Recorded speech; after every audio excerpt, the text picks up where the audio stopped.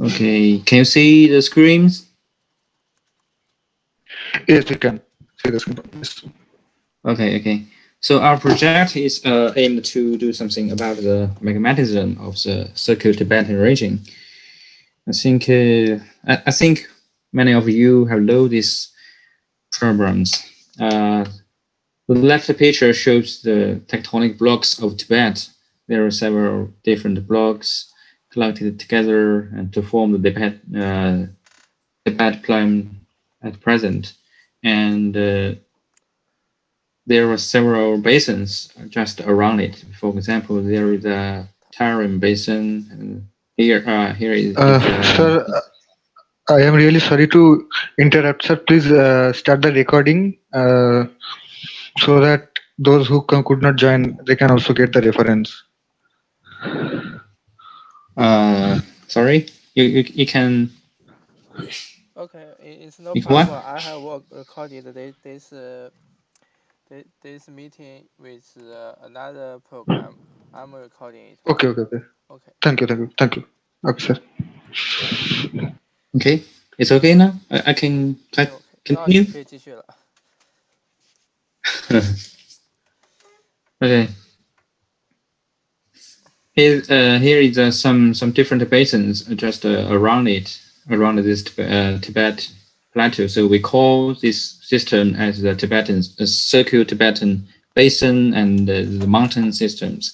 And this figure just shows us there are many magmatisms from the at least as early as Mesozoic to the Cenozoic. So there is many magmatisms in the Tibet. But I think this figure just shows magmatisms such as the basalts and some granites on the Tibetan, and there are some other little regions not very shown clearly. But what is the important thing for the Circuit-Tibetan region, the scientific programs, and the many workers have focused on their attention to at least these two questions. The first one is the rising and erosion history of the plateau, Tibetan plateau during the glaciation and after the glaciation and the collapse of the mountains and the later Cenozoic, the basin forming process. So the second one is the composition and the structure of the lithosphere. For example, the crust as especially the deep crust, lower crust, and the lithospheric mantle, its composition and the structure. It's the main topics of the scientists just focused on the Tibetan as early as this year. So summarily, the question can be focused on how did the thickness and the thermostat of the crust and lithospheric change during the glaciation and the basin forming processes, and how did the fluids derived from the Indian plate contribute to the crust channel flow and the high velocity but slow velocity but high conductivity layer were formed. And as we know, the Tibetan plateau is just formed by the subduction of the India plate to the Asia plate. So there must be some fluids released by the India plate, and these fluids are upwelled to the lithospheric mantle and the crust of the Asian. So the second problem for me is focus on. I want to know how the fluids derived from the India plate contributed to the deformation and some seismic or the geophysical phenomena of the Tibetan. And I just give one example why there are some old or Asian traditional approaches for the problem for the composition and the thickness. They meet some problems. For example, if we want to trace the crust thickness, we use these two ratios. Okay, but these two ratios are always affected by the source composition and the crustal evolutions. So there is a question. The first question for me is how to search a better index to recover the thickness of the crust. And for the second one, the least fragmental thickness. As we know, we want to answer this question. We just use the bulk composition of the basalts, which is just derived from this from the mantle. Okay, so this ratio, for example, the Serrania to the Europea ratios, were usually used to trace the least fragmental thickness. But this index faces problems. That is, it can be largely affected by at least two factors. The first one is the peroxide. As we know, as many large portion of the mantle source is peridotite, but there is a small or large amount of peroxide in the south, and this amount of the peroxide can largely affect this elemental ratios. Even for the same pressure or the same depth. So the question two is how to identify and quantify the amount of peroxide in the mantle cells. But I think our project now, the two questions are too many to do this one. I think I think we're just beginning to use the machine learning or the big data, so we just choose a simple one question, and this is the first one. I think it's better for us to begin. And I just show two pictures, two literatures to explain why the ancient traditional two elemental ratios are not very good to trace the crust thickness. For example, in this page, in this nature, just published in EPSL in the 5 years ago, and this paper just shows the global chemical and systematics of arc front organelles, evaluating the role of crust process. And it means that in this paper, the authors just stress the role of the composition of the mantle source. And but in this page literature, the authors stress that the role of the cluster evolution, for example, differentiation. And so for the same data, they contributed to the different factors to affect these two ratios. And this picture just shows the problem of the peroxide.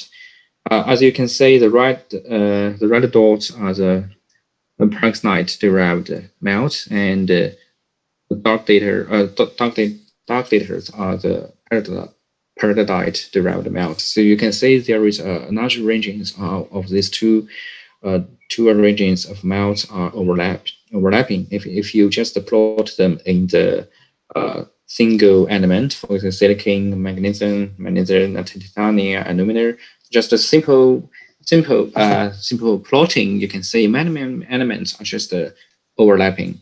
And this is the first trying by the two Chinese guys, and they published it in the scientific report. You can see they searched or they found the parameter just like this, use the iron, the calcium, and the magnesium, and the silicon, and this simple equation to identify the peroxide and the peridotite derived melts. You can see they just gave a boundary, but you can see the results a lot very well. Just the peridotite part is in this region, but the peroxide region are just you can see there is a very wide range. So in my view, this parameter, although it is sometimes provide some solutions to these questions, but it's not very definitely good.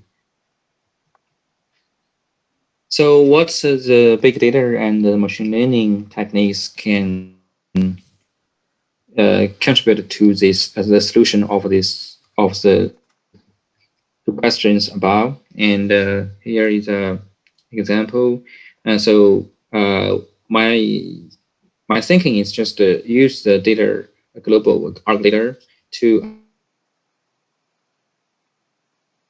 identify the effect of source and magma evolution sequence of crust. So that it means that we can use the more ratios just because in the literatures previously published, you can say they always use these two ratios. And my thinking is, can we find a better index? We can use as multiple parameters, multiple elemental ratios to give a better ruler to measure the thickness of crust. So this is the second case for me to think about the problem of the Tibetan. And this I just show example for this is the basalts in the northeast China. You can see here is a subduction of the Pacific Ocean. The Pacific Plate just subducted to the Asia from this direction, and this work used the machine learning technique to identify the involvement of slab-derived foods in the generation of Cenozoic basalts in this region, and finally they found that the effects of fluids just decrease from this direction to this direction, and that means the regions were as further from the subduction, the fluids, the signature of the fluids becomes weaker.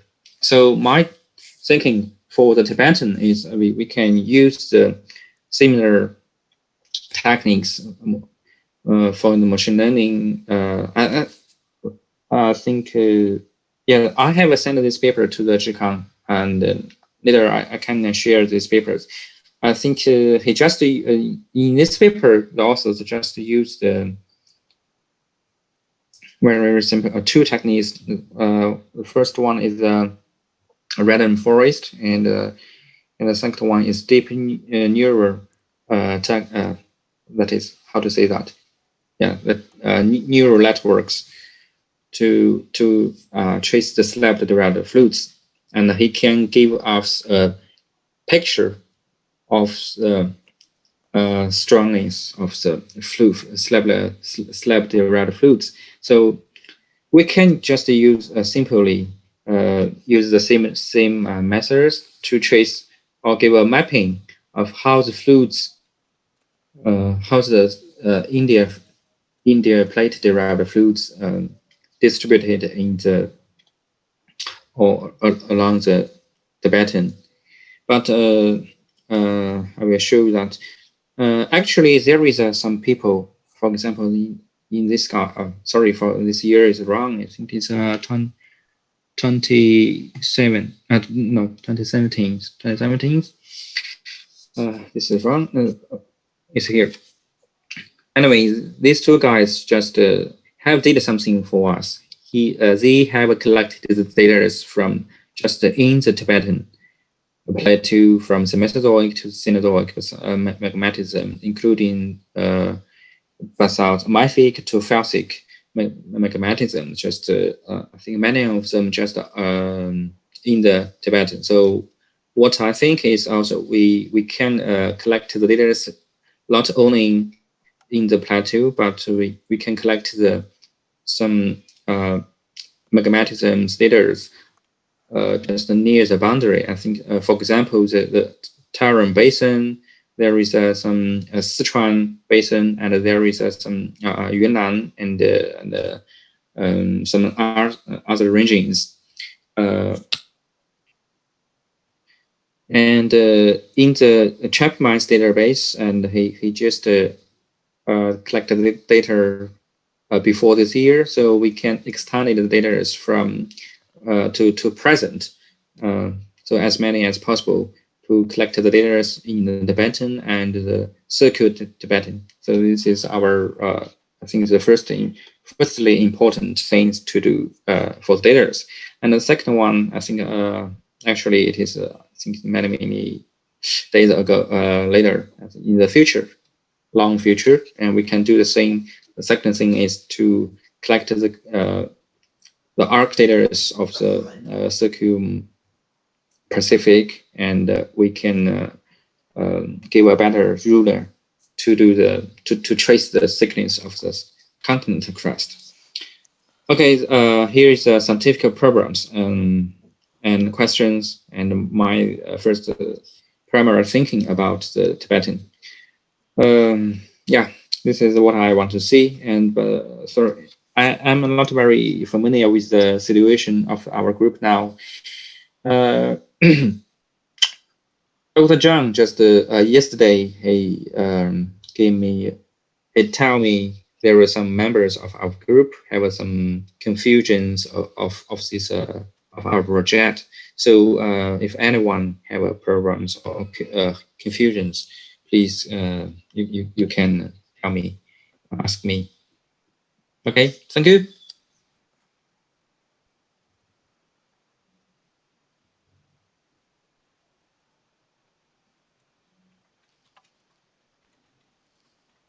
Thank you, sir. Just I have one question from your presentation. Sir, you have asked, Okay. sir, you have mentioned about the scaling the rule for the thickness of the crust.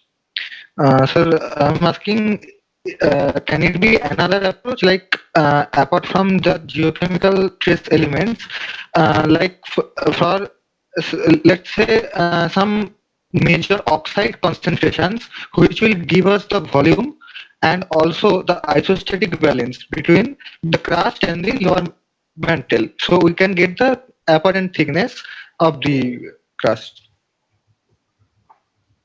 Sorry, but the collecting is not very good to clearly get your meaning. But I think you just have questions about the why we use or how we use the elemental ratios to trace the thickness crust.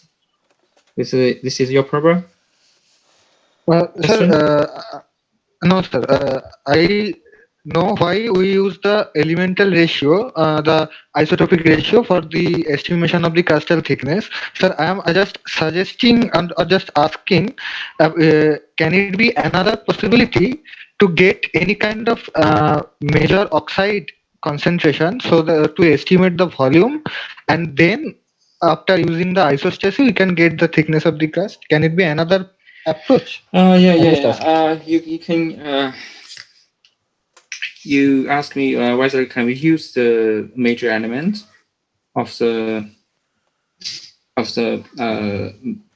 for example, the crust derived magmas to trace the element to trace the thickness of crust. I think you can see many papers in geology or some EPLs just because these ratios, elemental ratios are more efficiently or fractionated by the the mineral assemblage or the mineral for example garnet or something or amphibole. These two minerals just are sensitive to the thickness of the crust, so you use the ratios. Yeah, there are. Yes, my thinking is I think some to some extent is the same as you. I think we use we try to find better parameters to trace the elemental ratios, but I don't think the isotopes ratios could not be used to trace this because the isotopes are affected both by the daughter the radiogenic element ratios and the time. So it is meaning a lot of sensitive to the partial melting conditions, for example, the depth or the thickness or the temperature. So we can. This is why I ask you to also collect the data of the global arcs, because this skill or this ruler of the elemental ratios to trace the thickness of crust is the skill is from the arc data. This is why I also want to collect the arc data to check or to find a better ruler to do the thing. Okay, so I think we can also communicate by the email because this is better. Let us can think more carefully. So can you remember write down this my email address? You can send me emails.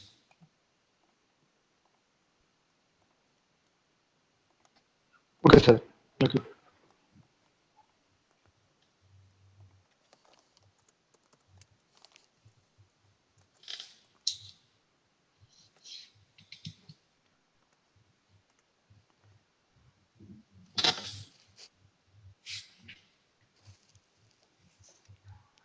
Sir, also, I think one of our candidates, Alko Sahu, is asking to join the meeting right now.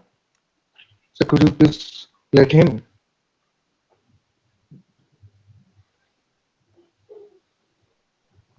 Sorry, it's too Yes, noisy. he has There joined. is some noises Yes, yes, from yes, yes. to my ear. I can't identify the you're No, sir. speaking very carefully, No, sir. very clearly. Hmm. The issue is resolved now. It's okay, sir.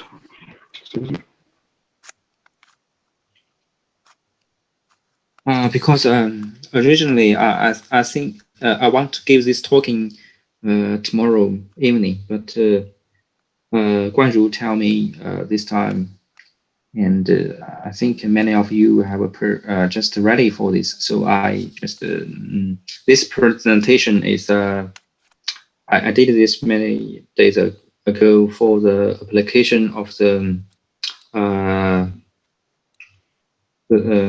this defense. Let me get one member get one chance to get a PhD student. So they are originally prepared by Chinese. I just modify a few of them to English. Maybe this is not very suitable for the group meeting because I just gave a very simple introduction of my thinking. Um, of course, I think maybe the thickness and the thermostat is this is these two parameters are maybe not to the finally we get the we want to decipher. But this is my first thinking, or primary thinking. Um, the key question is the key point is these questions could lead us to collect the data. So can I show some? Okay, so your group meeting is just begin at 9:30. So Yes, I have I nothing. think it's better for me to know the situation of how the project works and what is the problem now, what is the confusion now. So is there some confusion for you? Some I don't know the situation. How, for example, the Tibetan data are also complicated because this I know just this paper have a collected many data, but if you look into these Excel files, you will find that there are some many mistakes or the for the format programs. For example, there were some. Okay, I can please wait. I can open the database.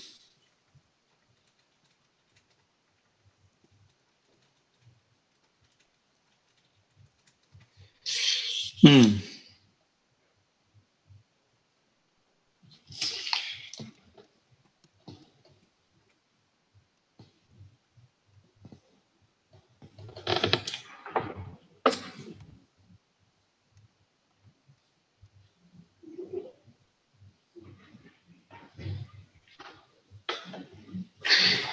want.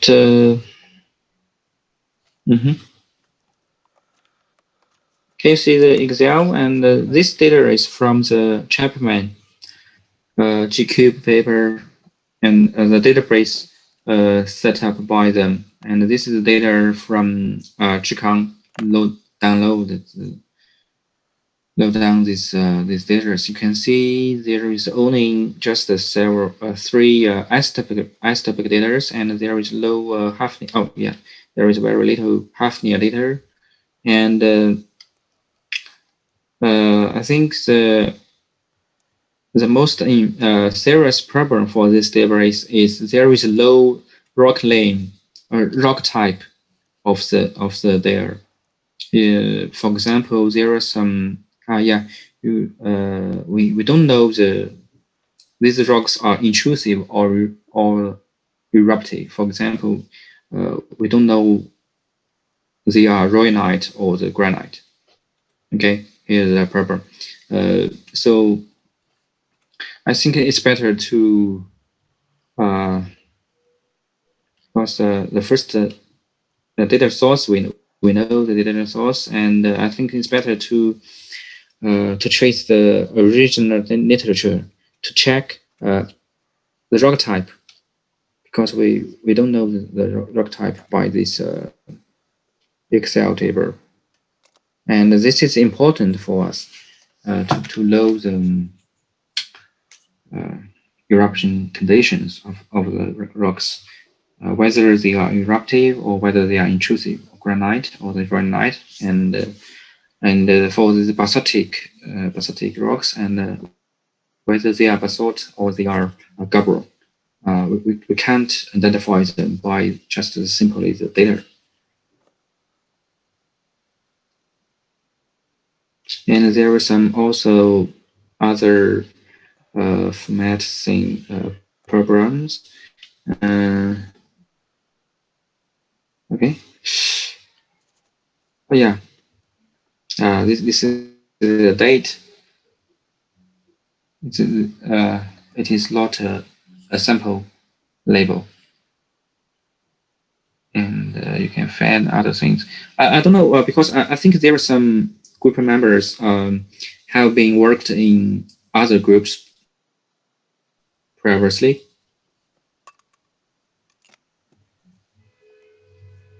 I think just Guanru. Zhikang is here.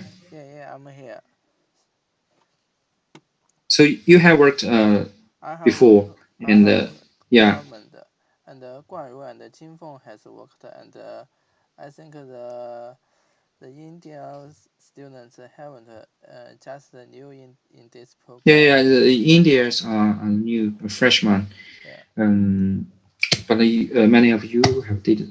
I don't know the role of you in the previously group are the leader of group, and you didn't do some. I mean the specific work for the data collecting and coding or something. Yeah, I do most work is data collecting and data checking, and for the machine learning or coding, I just use the code write by the tech program. Database now. Later. Tech group. So Jinfeng, are you here? Yeah, I'm here. Okay. Yeah. I remember that you sent me an email for a PhD position, but I'm sorry, I just have one. Oh, no problem. Yeah. Last week I just download a few papers. Yeah, and there's no another another work. Yeah. So do we have some I mean like a QQ or like something other groups in the, so I can share the literatures. I have download many not many literatures. I can share this.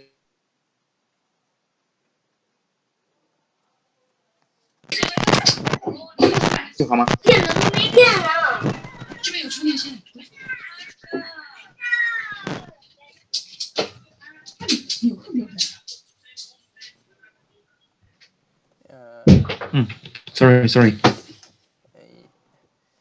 Maybe we can invite you to the NetStone, and I have uploaded the literature you give me in the NetStone, and I share with every member in the last 2 weeks. NetStone. What is NetStone? In Chinese is 坚果云，是一个网盘，相当于。Okay. 哦。一个共享网盘。大家都在用吗 ？Everybody use this software or the website? It's a software. I have low access to this. I think everyone has used it. Sahu and Pasika and the Indian students can you use the NetStoneware? I didn't say you can't use the okay. So this software is forbidden in India. I don't say they upload the files, but I think it's okay because they have just the software and use the database and uploaded in this software. So it means it's time for me to get an account of this 坚果云对吧？对。Okay. And I think those 2 weeks work is just download the papers in this database of the Chipman, and I think we have downloaded more than half of the data source of the Chipman's database, and maybe. But last time, this is like Excel table from you, and you just do. It is from Chapman. You can see there is as many as more than 6,000. Yeah. So this is all data. This is all the data in his database. Yeah. It's all the data in his database. I choose all to download, but I can say some data is not in the Tibet place, but when I downloaded, I noticed that some data is in the place in Siberia. I don't know why he included this data, but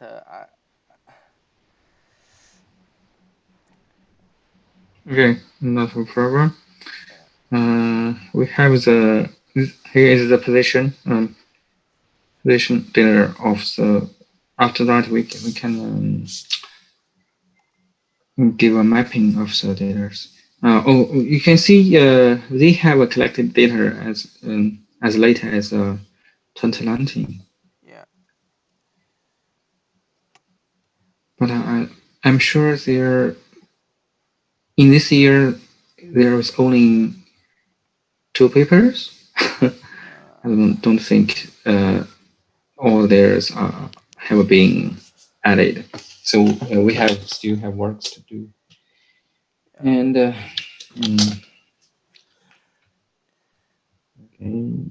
I think you can just search in some papers like some Chinese paper, 延时学报, or something, several classic journals and some international journals like EPSL, geology, Ulysses, chemical geology, several papers. I think for us, many people didn't publish too much data out of these genres? Yes, I have arranged some people to this to do Oh, this. there's a.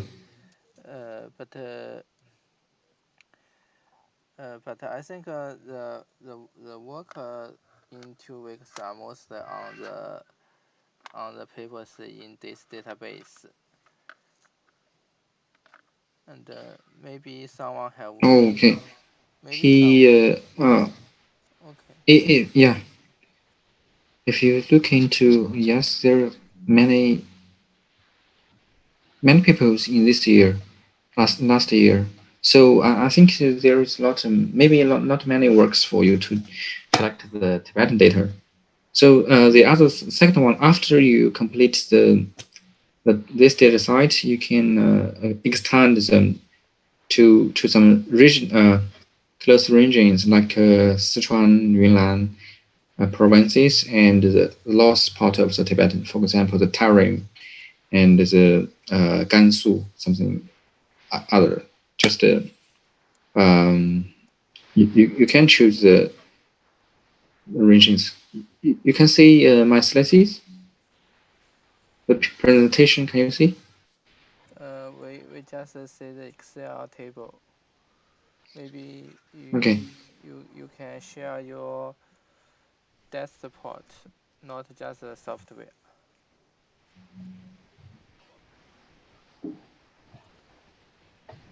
So you see slides? Yeah, and this is just a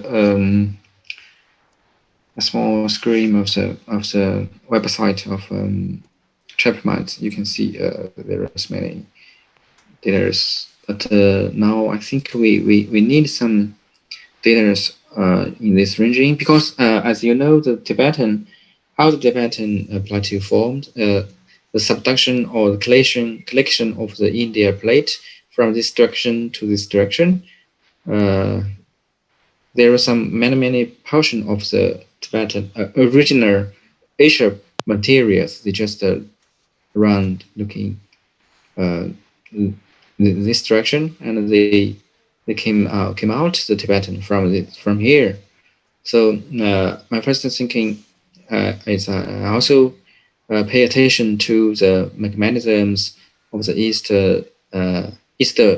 Tibetan, and there is the West Sichuan and something. You can also please pay attention to the regions which is close to the boundary or close to the Tibetan. There is also these data are also available for our scientific programs.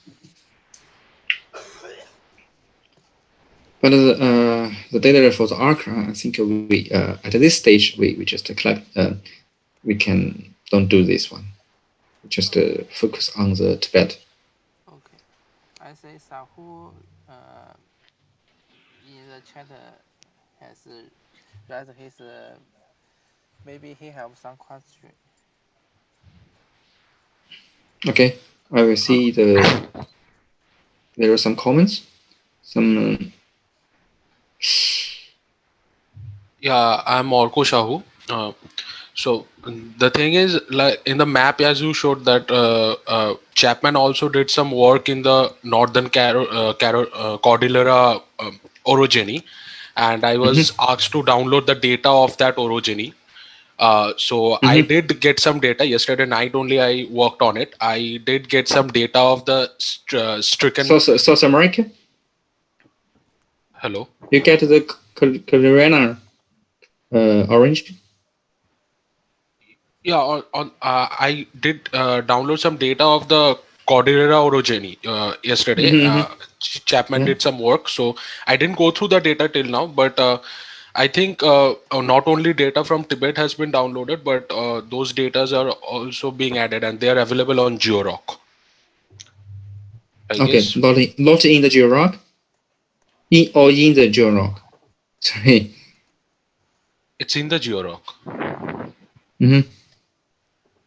Okay, so yeah, I think you can. It's better to check the GeoRock or chemogeology. No, this the online database first, and if they have the have the data, it's better for you to just combine them together. But the problems for the Chapman's data is the problem is for the isotopic data. They only have just 3 isotopes: strontium, neodymium, and hafnium. If there are no, as you can see, there is a low lead isotopes, and yeah, low lead editors. If but this is very tough work to do to collect the lead data because the Chapman has close to complete. If you yeah, I think we can first collect the lead.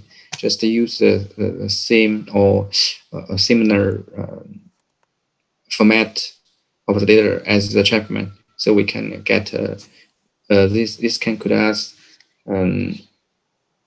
Oh yeah, I think the things. If you find new papers, I mean the papers a lot included in the Chapman's paper. If this paper has the lead astopic ratios, please also add them to the database.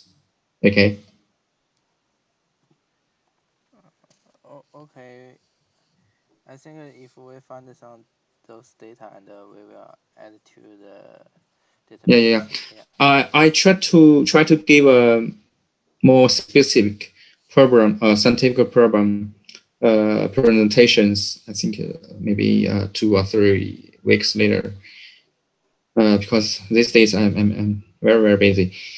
This is just a very primary thinking of the Tibetan scientific works, and maybe they are not very critical, I think. But we can. This does not affect our procedures to use the big data and the machine learning technique to the simple question. They are as simple. They are probably simple to use the big data techniques to use. So, is there anybody have some thinkings about how to use the data, how to use the machine learning techniques to resolve some problems of Tibetan? Have you some thinking about this?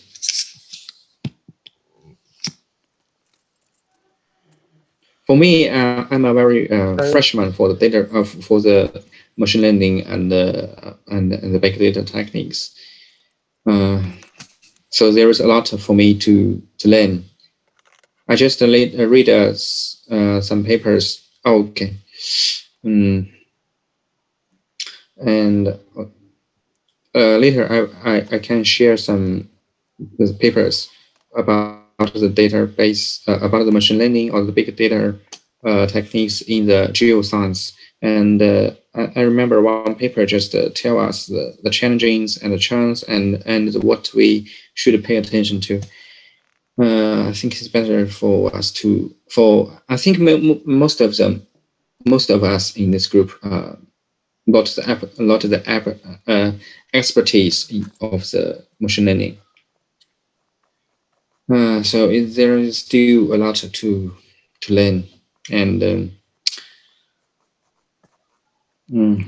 okay. Sir, I have another question. Sir, can we use also the machine learning data to get the decoupling values from like strontium and yttrium, strontium and ytterbium? To what? Sorry, it's noisy.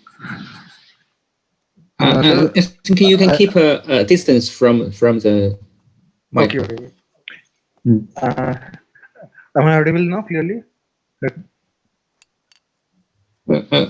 Yeah, it's better. Sir, I was asking, is there any? I was just asking that can we use the machine learning problem to get the decoupling value of the strontium and yttrium also? Because the decoupling value also gives us the formation history or some other stuff, like you can get correlated the thickness or magma evolution. Yeah, I think it's a good idea. We can have a try to use machine learning to do this one problem. I think if I understand rightly, the machine learning techniques could at least give us answer to some problems like discriminating the different groups or the regression. I think the question I asked for example, these two questions, how to search a better index, maybe they are a problems like regression, yeah, it can resolve this problem. But yeah, for this one, for question 2, it is not regression, but grouping. We identify different groups, and so this is techniques of both of these two questions are suitable to use the techniques, machine learning techniques. But I think your programs are also, we can have a try to do this. Yes, sir. Yes. Yeah. Later, I sent some papers to Zhikang or the Guanru. Please just share these papers to our members. Okay, I think they are better for the freshmen of the machine learning and to the freshmen of the who want to apply these new techniques to the geoscience. What I want to also think is to say is please first to learn or to be familiar with the techniques of the machine learning and to think about or think clearly what kind of works or what kind of programs can the machine learning techniques can resolve, and secondly, what kind of what programs we have, what scientific programs we have, which is suitable to use the machine learning technique to resolve. But I think for many of us, we are the geologists and we are the scientists in the geoscience. So the first and the most important thing for us is to raise a question. To raise a questions, we have a techniques to resolve in the short time or at least a very long time. We can resolve. Okay.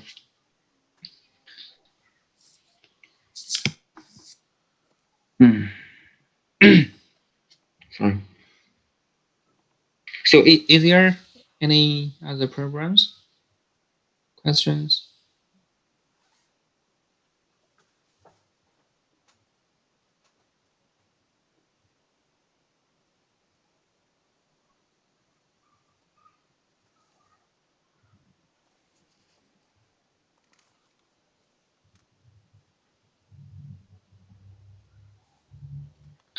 石康，好的，我在。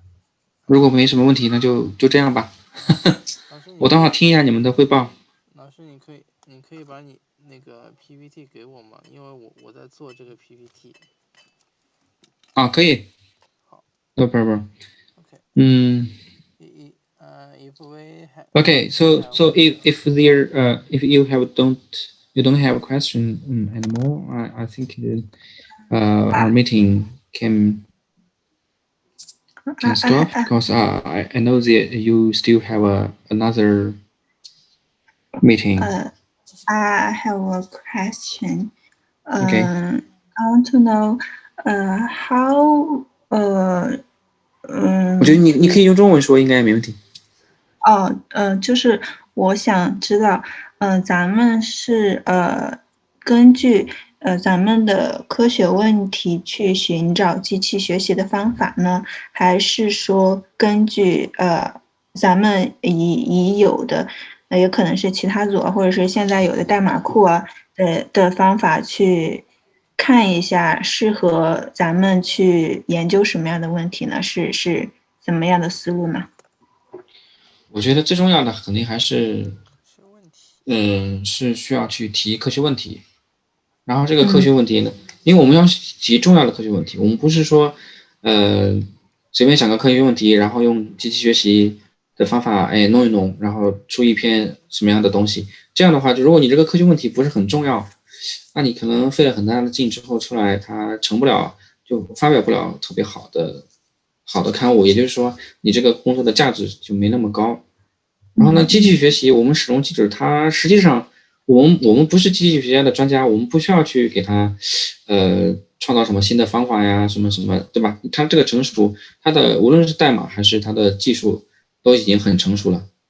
当然了，我们在思考问题的时候，肯定也是需要去考虑一下，因为我们现在要用它嘛，肯定是需要了解它机器学习的特点是什么，它能解决什么样的，就是能解决哪类样的问题，比方说分类问题啊，或者是拟合问题啊，然后对吧？这种至少是有两类问题嘛，一种是拟合嘛，一种是什么分类吧，对吧？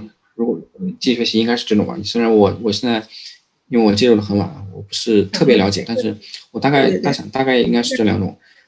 然后呢，你去对，然后呢，你去设计问题的时候，一是肯定是重要是第一点，我们不需要去搞一个非得用这种方法来解决一个不重要的问题，是吧？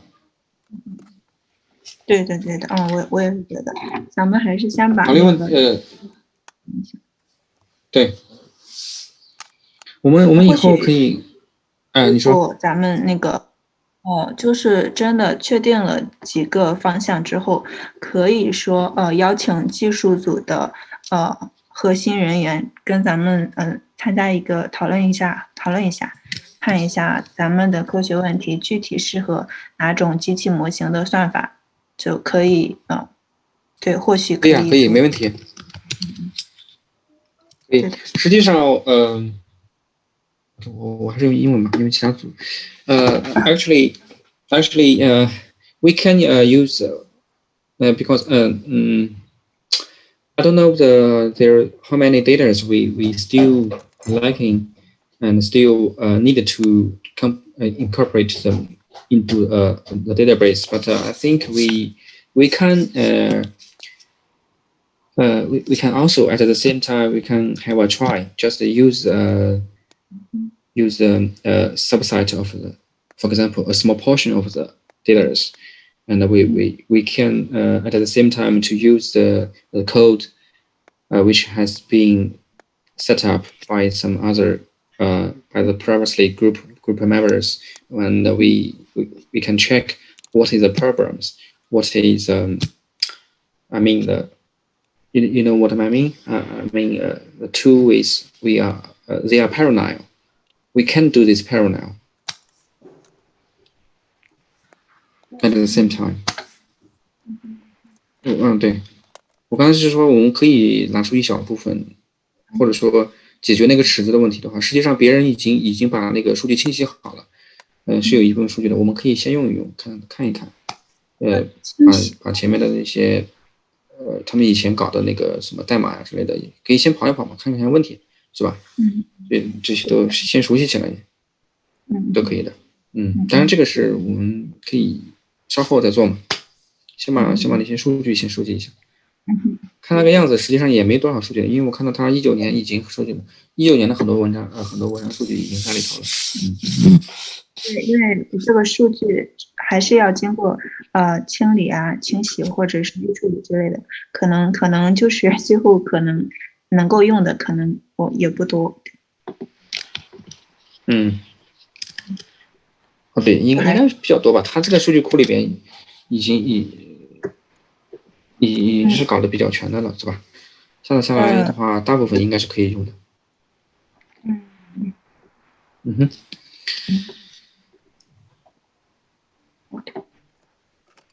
好，那今天先到这里。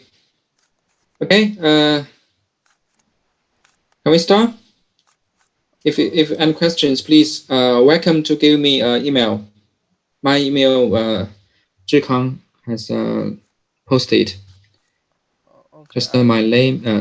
I will share it in the Slack. And Okay. QQ group. Later, I will send the presentations slides and the related papers literatures to all of you. Welcome to communicate by email or by some other software. Okay. Okay. Thank you. I'm a freshman.